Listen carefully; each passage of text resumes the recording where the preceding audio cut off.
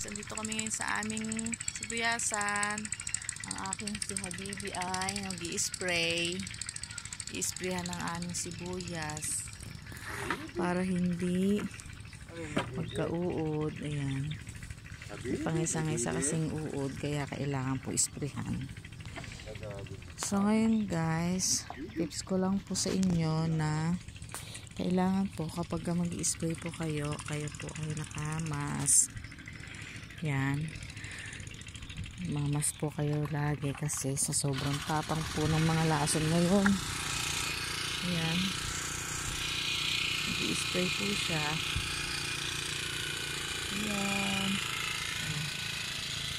Ganyan po mag-spray. Oh. Talagang sagat na sagat mo rin yung lason. Ayan. Kailangan po laging nakamas. Ayan. Sambra, pati ulo. Yan. Tips ko lang po, pagkatapos po mag-spray, kailangan po maligo. Para hindi po yung mga nakadikit po sa mga katawan, lason, mahugasan. Dahil po nung nakaraang linggo, yung pong asawa ko ay ospital.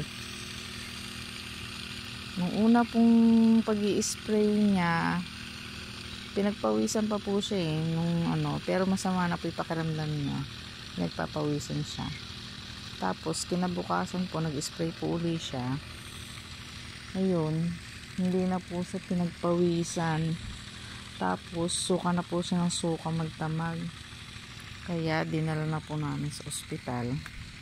Ang sabi po ng doktor na daw po, na humalo na daw po yung lason sa kanyang dugo.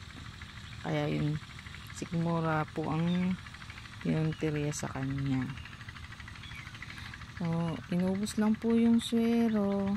Then, pinauwi rin po kami, awa ng Diyos.